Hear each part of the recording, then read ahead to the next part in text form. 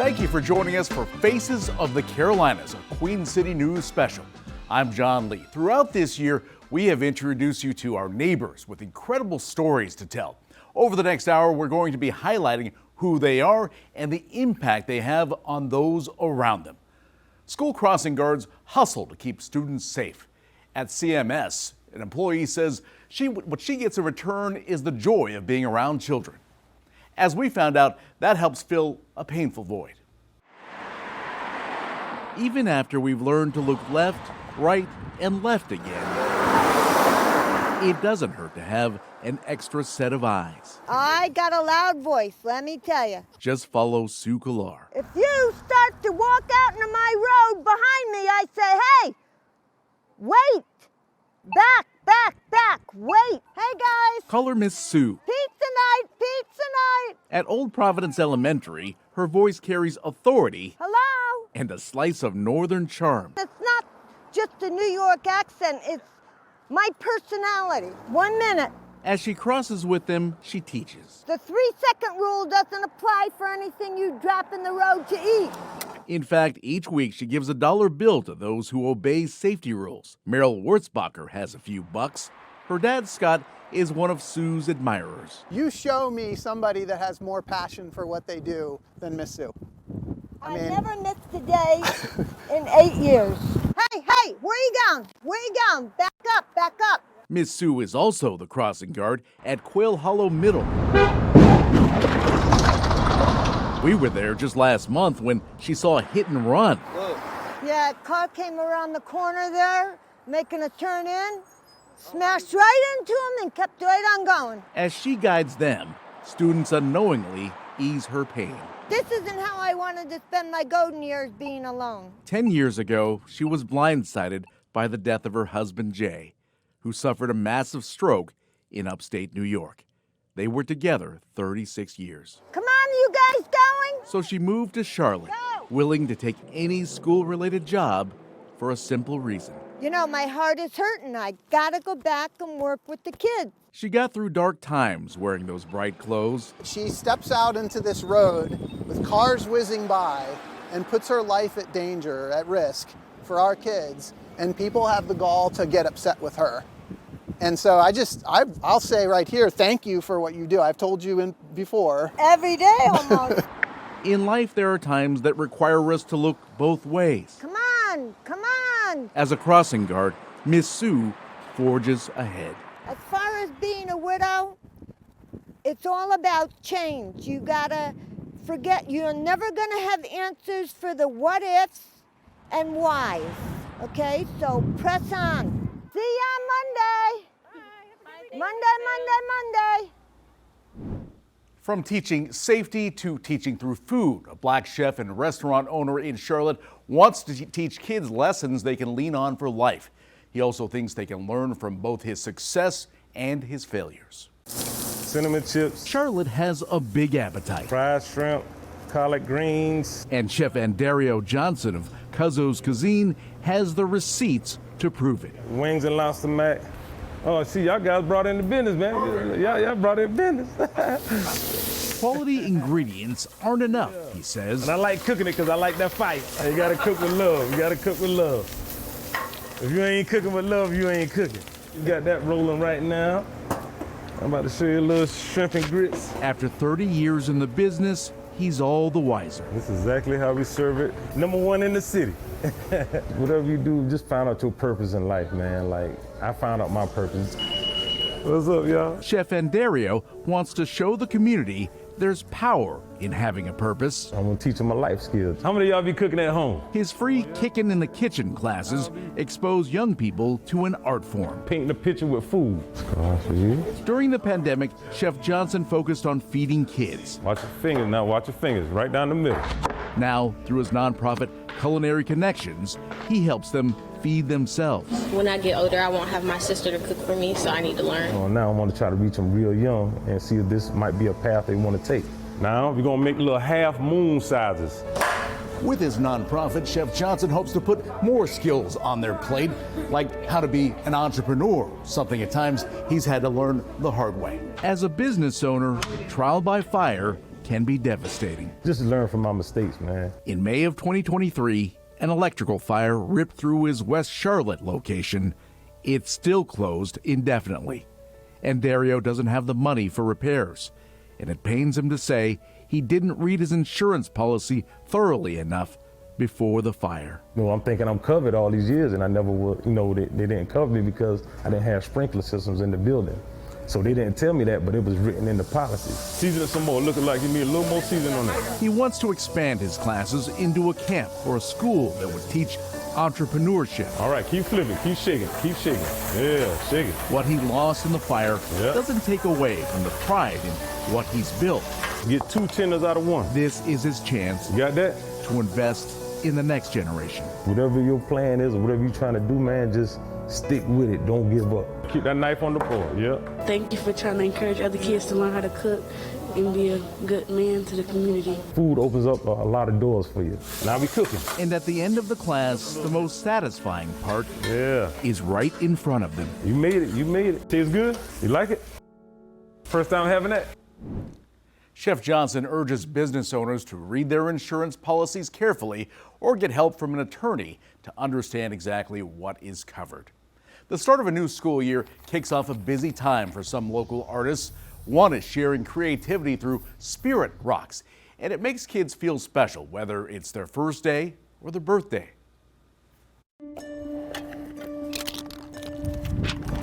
She's running on fumes. Camille Jones covers up her past work so she can start something new.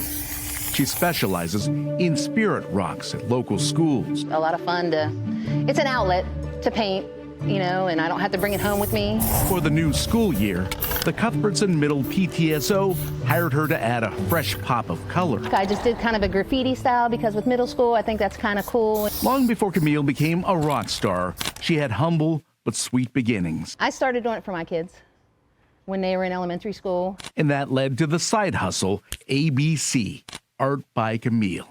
She sprayed 365 spirited designs last year, celebrating birthdays and graduations. Her next gig is at Wesley Chapel Elementary. I can kind of zone out and just create. And having an outlet means a lot right now. Just last year, her oldest daughter, Isabella, was hospitalized and diagnosed with a rare form of breast cancer. During that time, Nikki Dunn of Boulder Spirits rallied with rocks in support of the Jones family. Parents at Kensington Elementary showed love too. The outreach was just unbelievable. Because it's something I never want anyone to ever have to go through. It was horrific, so. The art community made sure Camille's scheduled jobs were finished while she stayed by Isabella's side. After 9 days in the hospital, Isabella died. She was just 21. We went to the Waxhaw emergency room on Mother's Day, and she didn't come home. So it was very hard. Like her mom, Isabella was a talented artist. This is her self-portrait. Camille has a ladybug tattoo in her memory. And this is her signature to me on her Mother's Day card. I love you, Bella. And that evening is when we went to the emergency room.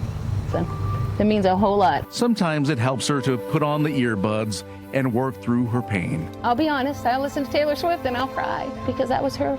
She got to see Taylor Swift the month before she died. The reality of life is she can't simply paint over her feelings and start over. If I want to be alone and have a moment to myself, I can do it here with my respirator on and paint and cry and get it out of the way, And sometimes we all need a rock to lean on. Voila! Camille says she used to feel threatened by rock artist competitors, but many of them are now friends and have each other's backs. At that point, it was like, we're gonna be the biggest, best pimento cheese company on the planet. A Charlotte entrepreneur celebrates a decade in the food business, but does he owe his livelihood to a game show? The owner needed cash to pursue his dream. We see how the former art teacher took an unconventional route to get the funding he needed. And a high-flying show harnesses the energy of pets who just need a home. Canines in flight, wowed crowds at Tweetsie Railroad and Blowing Rock. The stars are all rescue dogs from across the U.S. We see how they're ambassadors for sometimes overlooked animals.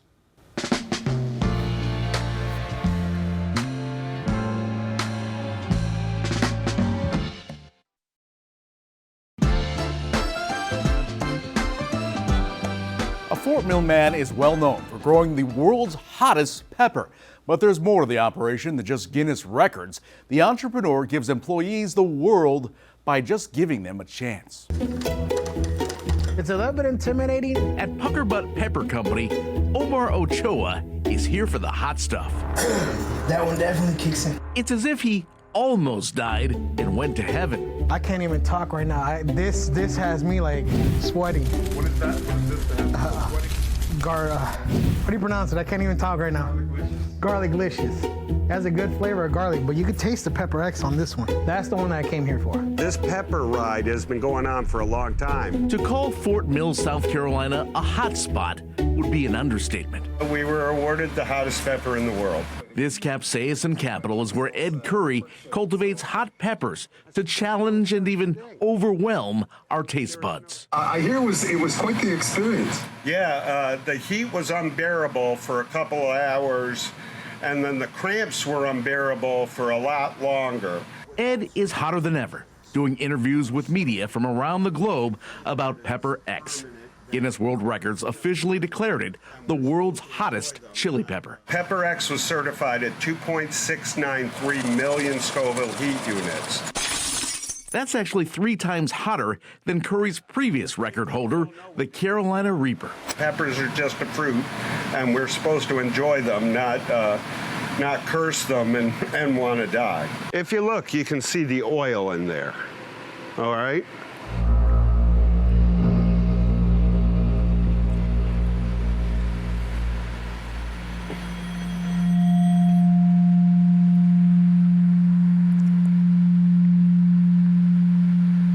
That's insane. That's insane. That is insanely hot, okay? Insane.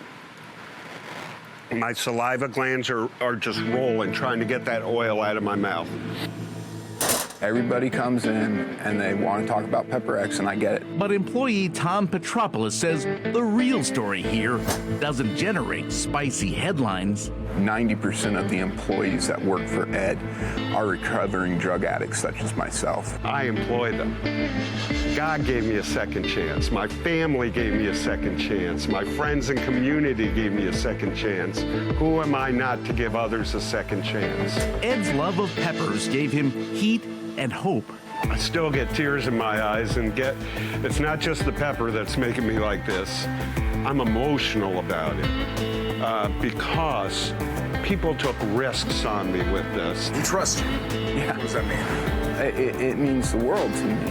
You know, he's taught me what a godly man is, to reach out your hand and help somebody that's struggling. Longtime employees say that sense of compassion that starts at the top might just be their secret sauce. It's a validation from my higher power that I'm doing the right thing and I'm leading the right team and we are all on the correct journey. So before every first taste of the hot sauce, there are stories of second chances. It had been a hot minute since someone believed in Tom. Without God and without Ed giving me that second chance, my life wouldn't be what it is today. Maybe that's the X factor in a fiery recipe for redemption. Oh yeah, I'm lit up. Trust me, I'm wondering if my nose is running too much.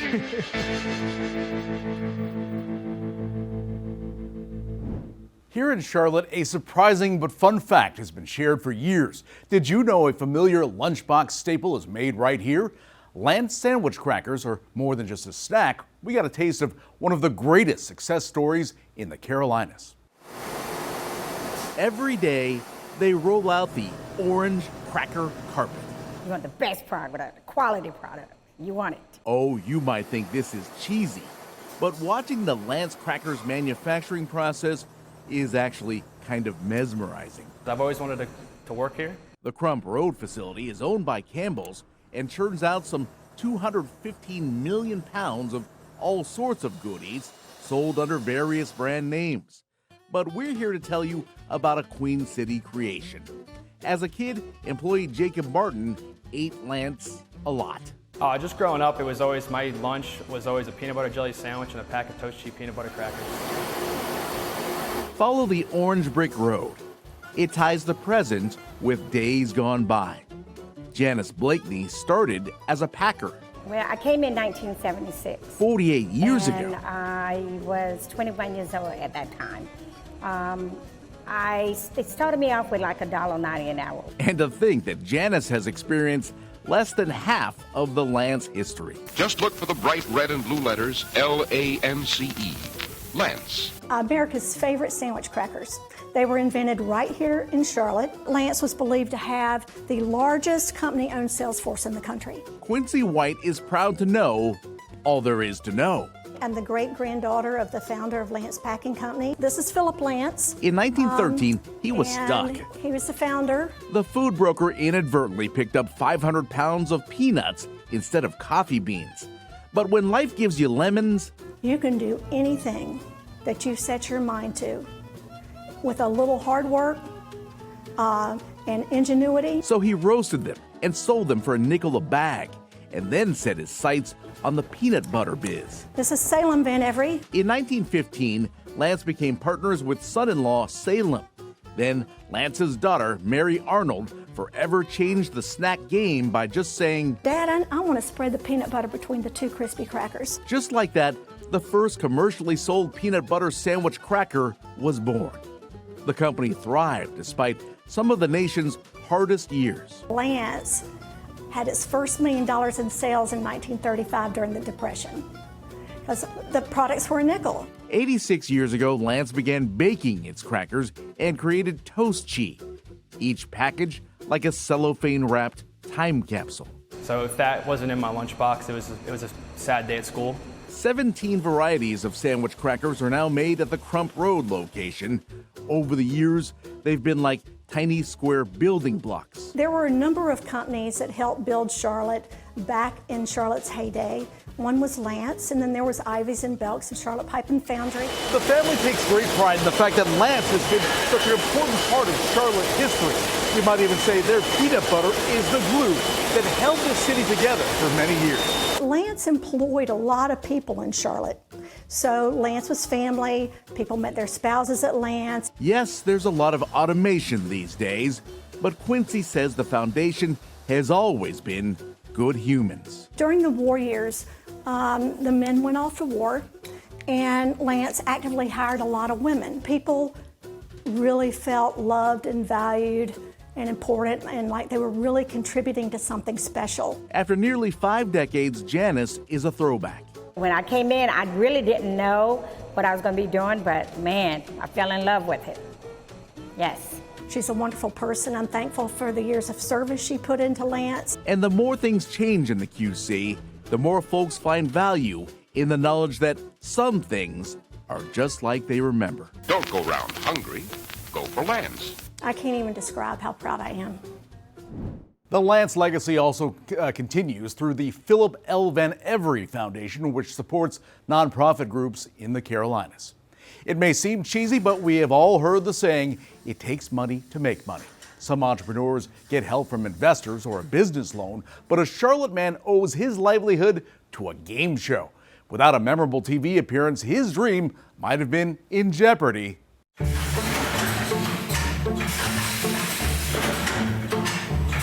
About a ton of finished product a day.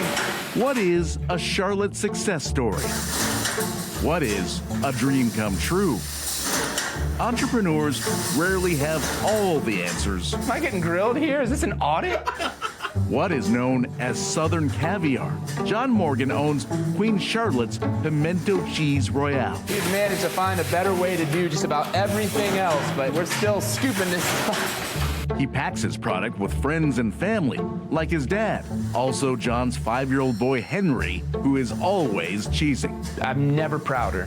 Even the equipment feels like family. This is Emily, by the way. This is our packaging robot. She is the real MVP of our team. Along the way, most entrepreneurs fight through times when they haven't got a clue. One 85-ounce scoopful at a time. It ain't easy being cheesy, but John learned long ago that in the face of adversity, sometimes you must respond in the form of a question. This is Jeopardy! Introducing today's contestants, an elementary school art teacher from Charlotte, North Carolina, John Morgan.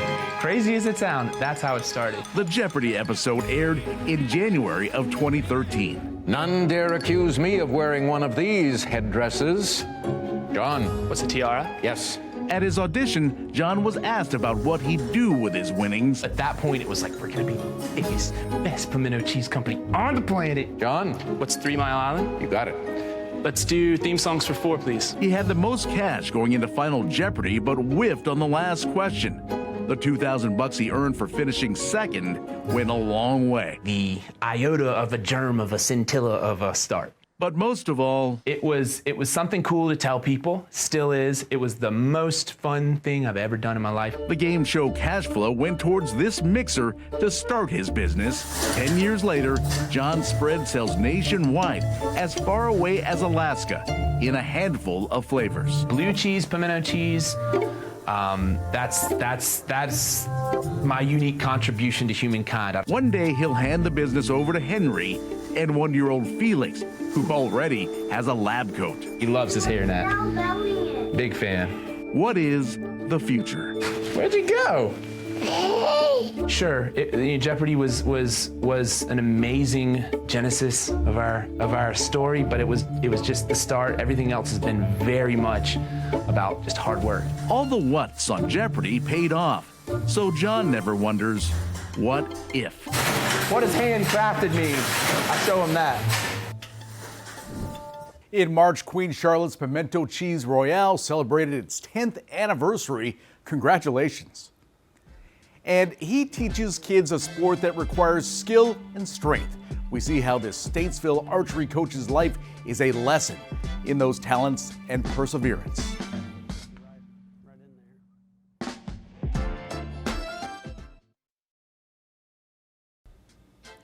A Charlotte figure skater will soon live her dream on a global stage, but at the same time, she endures a personal nightmare. On the outside looking in, the ice is enticing. When given the chance, anyone can do anything. Competitors gravitate to the frosty proving ground for all kinds of reasons. You want to be in front of that audience, and you want to show off your skills. And even if you weren't born with ice in your veins, smile, you're on TV. Figure skating coach Tappy Dellinger says you can find a spot in the sport. That's what we do. Yay. Come on, get it going. Go, go, go. And up. Higher, higher. Yeah. Up. And push, push, push. Look at the circle now. Look. In March, Ashley Tanner will represent Team USA on the figure skating team at the Special Olympics World Winter Games in Turin, Italy.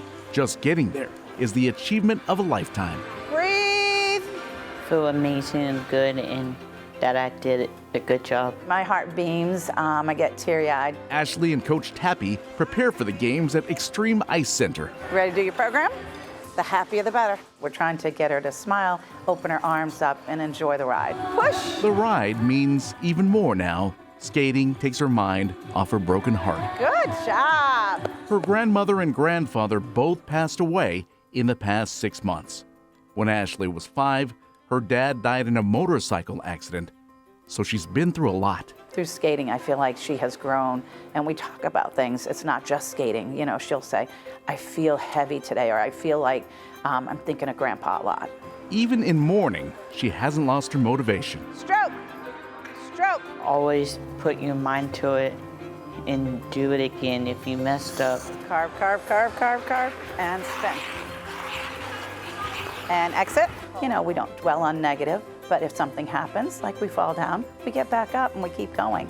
And that's a really important lesson in everybody's lives. When you combine her ability with her coachability, look ahead, look ahead. It's a winning formula. Arms, yes. Good attitude, practice hard, and work hard with coaches. And on the inside of the rink looking out, Ashley sees she doesn't have to process her sadness alone. Ashley has really stepped up. I mean, anybody could have easily said, this is enough, I'm done with all this. If we fall, we get back up and try again.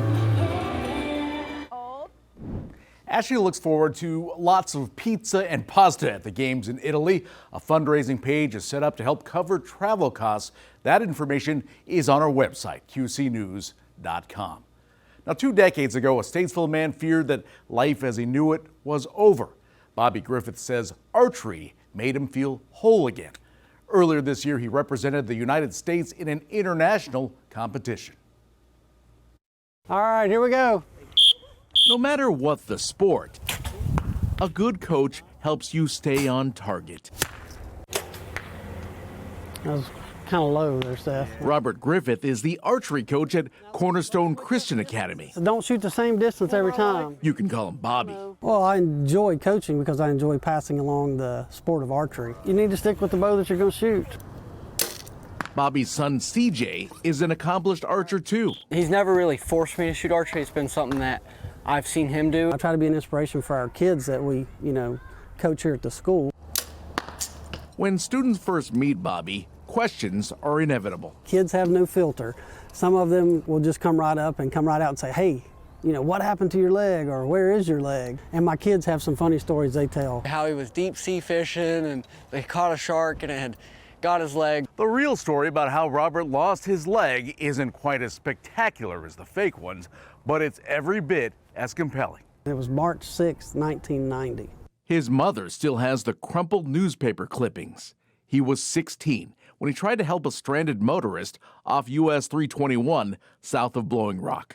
And I was pushing her car from behind, and another car came up the road and just sandwiched me right between the two cars. After doctors amputated his right leg, he was hailed as a good Samaritan, just trying to help. The multi-sport athlete couldn't compete like he used to, but archery gave him a shot at finding his way. It helped me in the fact that it gave me something to focus on, so that there was just not like everything was lost. That there was still something that I could, get out and do. Earlier this year, he competed for Team USA Archery at the Pan American Championship in Brazil. It's just such an honor to be able to compete, and have the American flag and represent your country. Meanwhile, CJ, who does not have a disability, was selected for Team USA's Red Team. And I'm really excited for this year because I get to be on it with my dad,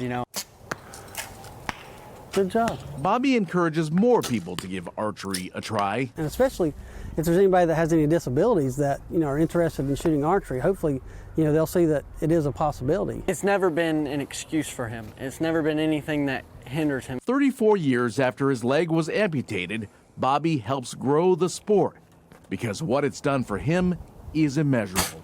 What you have to do here is what's called gap shooting, which is going to be right between the two pins. Okay, yeah. So you have to put kind of this one above the center and this one below the center, and that should put you right in there. But he's more than just a coach. He's also an ambassador for archery. Ah, look at that. Good job.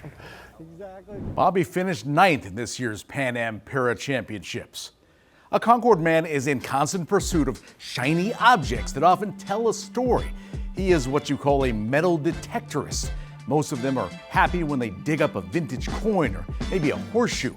But recently, he's sort of made a habit of striking gold. See how a recent discovery is a Denver man's sweet connection to his late mother.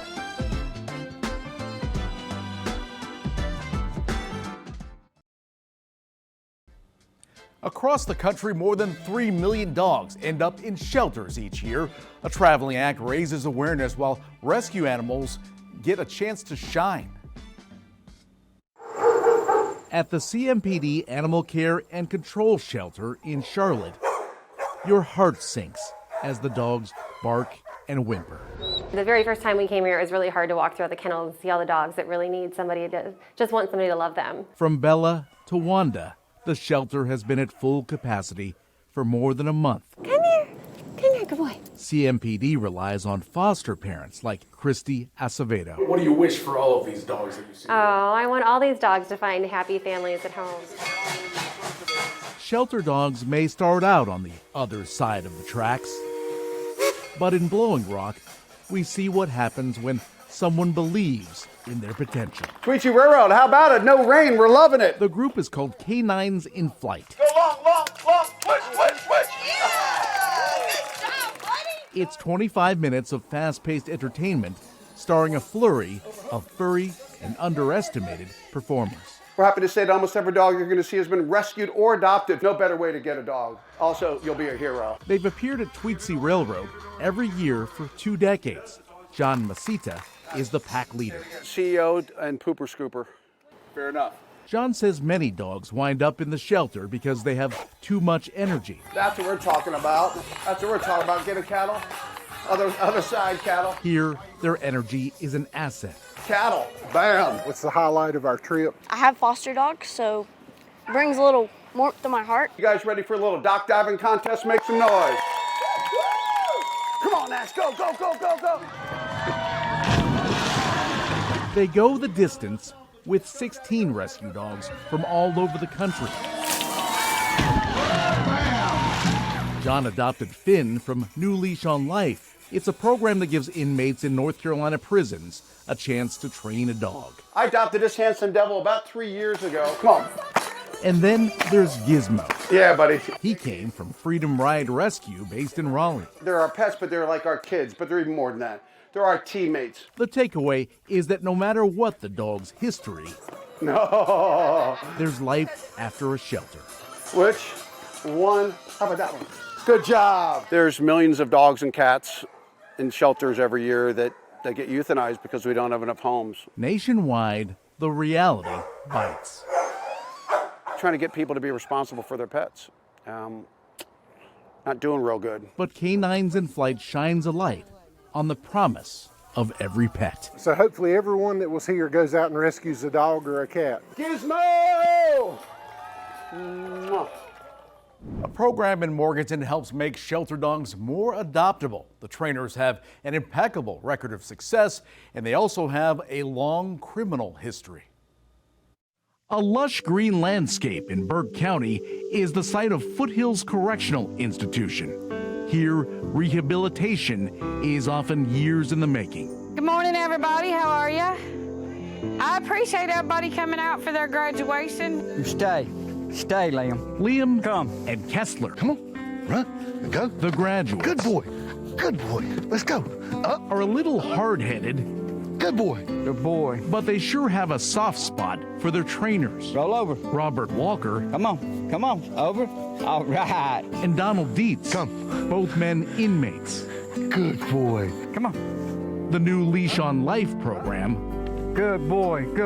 Is coordinated in state prison. Come here. Foothills Correctional partners with the Humane Society of Catawba County. I have a brilliant shelter staff and volunteers, but they can't give them as much attention as these guys can. We heard that from 7:30 in the morning till 9 p.m. at night, they're with their handlers. Graduation celebrates the completion of 3 months of one-on-one basic obedience training. Through this program, dogs and fenders alike discover new beginnings.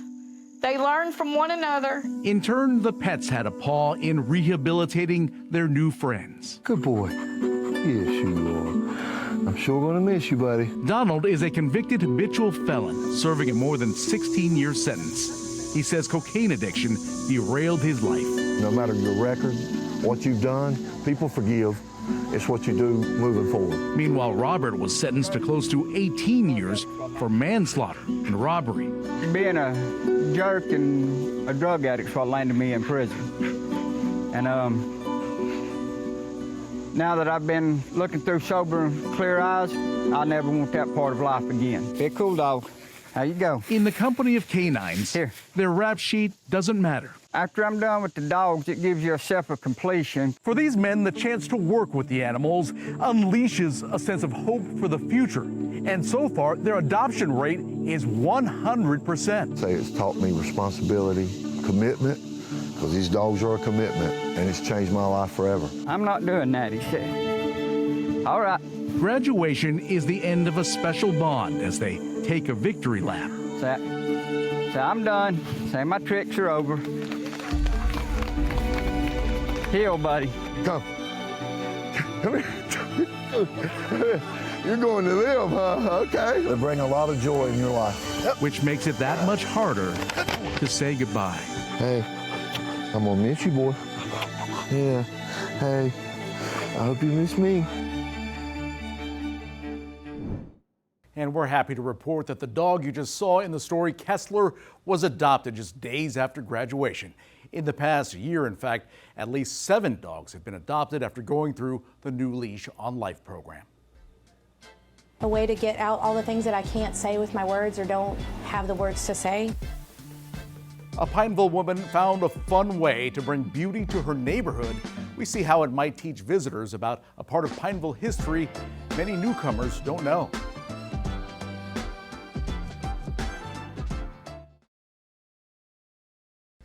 A Pineville artist spreads joy by thinking small. This year she opened a gallery that sounds almost too good to be true.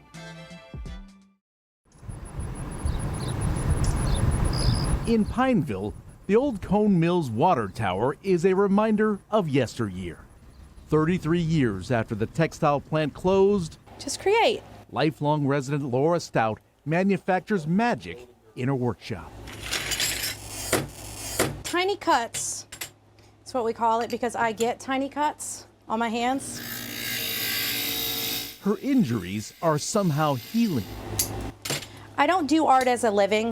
I kind of just do it because I have to do it. I need it. Laura thinks we all need art in our lives. Some of us just don't know it. Outside her house on Cone Avenue, she built something to draw visitors to her historic neighborhood. It's Pineville's free little art gallery. If you see something you like, you take it. That's it. If you want to leave your own work, you can. And then I realized that it was a thing. There are flags, free little art galleries all over the U.S. Mine would be like a stick man. You haven't found your medium yet. Laura keeps it stocked with all sorts of uplifting inventory. My daughter and I make these sun catchers. They're very popular. They reflect little rainbows. Others pitch in too. What kind of art do you do? I'm actually a cartoonist and a watercolorist. Robert Jenkins donated a penguin painting. I hope they get some kind of joy and happiness out of it. There are also take-and-make collage kits inside to get people started. A couple years ago, I was in a slump and I just didn't feel like myself. Laura says art helps her through the stress of motherhood. 2 years ago, she took a stained glass class and learned her love language. A way to get out all the things that I can't say with my words or don't have the words to say. I don't have to say it, I can just make something. This is basically it. Wow, did you make all this? Casey Neal happily took home a sun catcher. Life is hard. You know, I have to work 2 jobs to make ends meet. Things aren't always easy, so to have the little things like this means a lot. And maybe that's the beauty of it all. It's just to bring a little joy. Pineville's free little art gallery, or FLAG, is at 810 Cone Avenue. There are flags in communities all over the U.S. as well as Canada, Europe, and Australia. I dug it, and I could see the edge of a band, so I pulled it out and cleaned it off, and I saw right there it was a class ring for Virginia Tech. A Concord man is what you call a metal detectorist. Most are happy when they dig up a vintage coin or maybe a horseshoe, but see how a recent discovery is a Denver man's sweet connection to his late mother.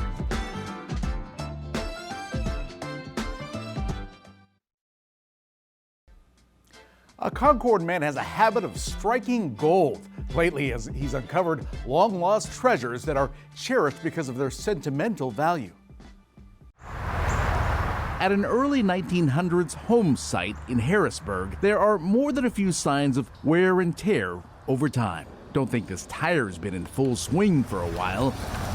Such places are ripe with clues that tell a story that Ken Brooks is here to dig up the past. You get a lot of tones, but they're all kind of broken. It sounds like a vintage arcade game. This one I would dig. This is actually something interesting. He has no earthly idea what he'll unearth. This is a drawer handle. It's a horseshoe. It's all part of the fun, though. Yeah. The mystery. Sometimes that mystery isn't so much a whodunit as it is about who lost it. Come here, Warren. Drop it. Don McGinnis believes God brought he and Ken together. There's a reason we're connected with this. Dumb luck or divine providence. Whatever you call it, a eureka moment happened in February. The discovery was 6 inches deep in the sand at a volleyball court in North Charlotte. I dug it, and I could see the edge of a band, so I pulled it out and cleaned it off, and I saw right there it was a class ring for Virginia Tech. Well, technically it says Virginia Polytechnic Institute. Yeah, I had hair back then too. Thankfully, the trail leading to Don was not as fuzzy as his old college photo. That's him on the left. Ken had enough nuggets to search online. I knew from the ring it was engineering. I knew the year, I knew the school, and the Don, and the name had a little bit unique spelling, Don with 2 N's. He left a voicemail message, and I didn't even listen to it because it was from an Arizona phone number. Don got the message and a prized memento. The story is that my mother bought it for me. He wore that ring every day from 1981 until he lost it in the late 90s while playing golf. It was a real sinking feeling, especially because it meant so much to me. His mom felt bad for him. After I told her about it, she said, "It'll turn up." It took 26 years or so, but she was right. She died at 66 of a heart attack, and it was sudden. It just brings back good memories. She was such a positive person. That story has a familiar ring. We're the same thing. Because amazingly, it's the third one Ken's found and returned in less than a year. Last September, he plucked a 1989 Ragsdale High School class ring out of the dirt in Jamestown that he gave back to a man who now lives in Miami. Ken also reunited a Concord woman with her 69 App State ring. The story gets to continue for that ring. There are plenty of people that will do that, but they're not in the news these days. Don offered to buy Ken dinner for his good deed. And he sat there for 2 hours and didn't eat a thing because he's on some sort of diet. Waving a metal detector isn't as strenuous as bicycling, but it turns out staying active is part of Ken's lifestyle overhaul. Last year, he weighed more than 400 pounds, and since then he's lost about 150. Persistence, and I try to dig every tone I can. And the diligence helped give Don a golden reminder. Now, I think of my mom every time I put it on, which is, to me is a joy. Well, what would she say today, you think? Told you. Yeah, I knew it would turn up. And Ken says if you've lost jewelry and have a general idea of where it might be, he's happy to help. You're watching Faces of the Carolinas, a Queen City News special. We'll be right back.